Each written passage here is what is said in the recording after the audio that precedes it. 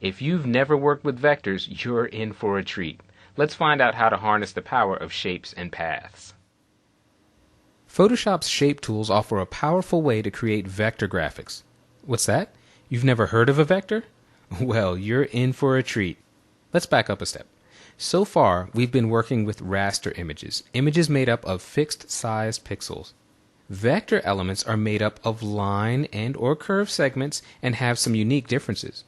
Vectors have sharp, crisp edges, take up much less storage space than pixel-based objects, and most importantly, vectors are resolution independent. They look great at any size.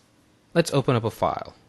Inside our Chapter 8 folder, select the file titled Stars. I'm going to zoom in here to a 100% view, Command 1 on the Mac, Control 1 on the PC. Here we've got two identical looking stars. However, one is a vector shape, the other a raster shape.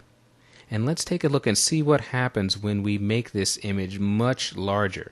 We're going to go up to Image, Image Size, and instead of a width and height of 720 pixels, I'm going to double that to 1440.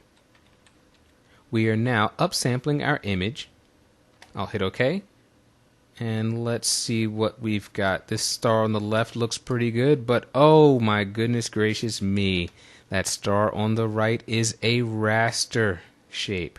It does not hold up well in large upsampling moves. While you can see that on the left, we've got a great, nice, crisp looking vector shape. So that's one great advantage of vectors, is that you can create them at any size and you can enlarge them or reduce them with absolutely no quality loss. Now the first type of vectors we're going to talk about are shapes. And the easiest way to create a shape is using one of these shape tools. I'm going to zoom back out here. Actually, let's turn this layer off. It'll give us much more room to work with. We'll turn both of these off. The Shape tool is located in the Tools panel just below the Type tool. If we click and hold on the tool, we see we've got a number of options, but if we look up in the Options bar, we have those same shape options and a few more that I want to talk about for a moment. Here at the top, we've got our shape layer. This will create a shape layer when we draw. To the right of that, we have a Path tool. We're going to talk much more about paths in the next lesson. Here we have a Fill Pixels icon that will let us create a pixel-based or raster shape. We've got our two Pen tool options. Again, Pen tool coming up in Lesson 2. Here we've got our choice of shapes. We've got a rectangle, a rounded rectangle, an ellipse, a polygon, a line, and this amoeba-looking creature is our custom shape. Whichever shape we choose here, we have some very important options. I'll click here on this pull-down menu. We can choose to work in an unconstrained fashion. This means we can drag any dimensions that we like. We can limit ourselves to a square. We could type in a fixed size. If we know the exact dimensions that we need to be working with, we can type that in and simply click to draw the shape. We can restrict ourselves to a certain proportion or ratio. There's a From Center checkbox that will enable us to draw the shape directly from the center. That can be very helpful. And for all you web designers out there, this Snap to Pixels button should be checked. This will give you much cleaner graphics for the web. Now, which shape should we draw with first? Let's choose the polygon because that gives us another cool option. Here we can see that we can choose the number of sides that our polygon is going to have. Let's start with the default of 5.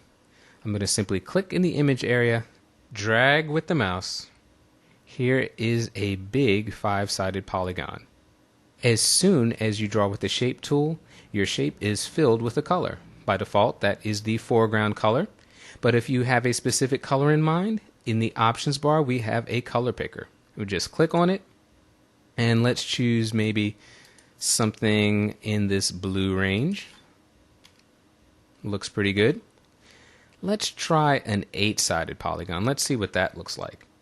I'll set this to 8 and draw a new polygon. There we go, 8-sided. And I'll actually select a different color for this one.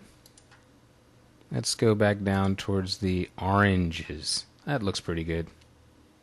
Notice in our Layers panel we have added two completely new layers, specifically two shape layers. Raster objects and vector objects cannot exist on the same layer. So if you start with a raster object and you add a vector object, you will automatically have a completely new layer. But we can have multiple vector objects on a single layer. Right now we've been working in the new layer mode that's up here in the options bar. That's telling Photoshop to create a brand new layer every time we create a shape. Let's move to the add mode. This will allow us to add vector shapes to a single layer. So now with the add mode selected, I'm going to choose the ellipse tool and I'm going to draw an oval. Now we have, if you look in the layers panel, two shapes in our shape 2 layer. I can add a third here. Let's go with the rounded rectangle and I'll draw that down here. So we've got a total of 4 vector shapes, but only 2 layers. The last shape tool I want to talk about is the custom shape tool, and that's a lot of fun because this is going to give us access to dozens and dozens of pre-built shapes. If I select the custom shape tool here, next to it we have our shape options. I'll click here on this pull down menu. Here we've got a nice little listing of some shapes, but this flyout arrow on the right gives us access to a huge library of shapes. I'm going to go down here and select symbols, for example. Photoshop is asking us if we want to replace the current collection. We'll hit OK. And now look at all these that we've got down here. Let's choose the nuclear symbol. That's always a good party starter. I'll select that. And now, on our same shape layer, because we are in the add mode, I'm going to draw this nuclear symbol. There we go. How easy was that?